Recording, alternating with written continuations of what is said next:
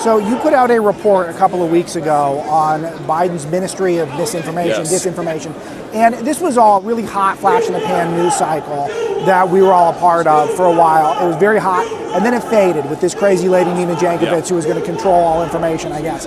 But what you uncovered is that this is not just a one-off little department, the Department of Homeland Security. This is a much more widespread institutional plan for the Biden administration.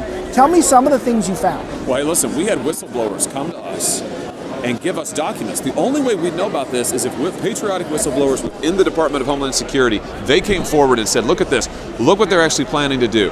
They've got their tentacles into the FBI. They've got their tentacles into the military even. They've got their tentacles, of course, into the CIA and into other government agencies. And they're using those agencies to monitor American citizens, their speech about stuff like COVID, their speech about stuff like Ukraine. What does this have to do with foreign interference into any of our politics? Nothing. It has to do with controlling Americans' viewpoints, controlling our speech. So their own documents have uncovered this, and they've lied to us about it repeatedly. So what we've got to do now is we've got to get the Secretary of Homeland Security, Alejandro Mayorkas, he's got to be fired. Absolutely. He's got to be impeached. Absolutely. I mean, what he has done is dereliction of duty, it is lying to Congress, and frankly, it's a threat to our Constitution. Well, one of the messages is it is more widespread. It's not just isolated to this one guy or two people. That's right.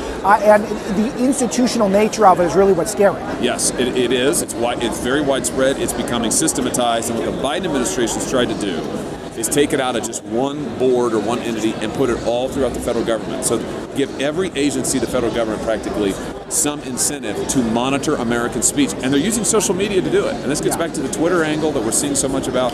We've seen the federal government use Twitter, use Google, use Facebook as a giant censorship machine. We have got to break that big government, big tech nexus.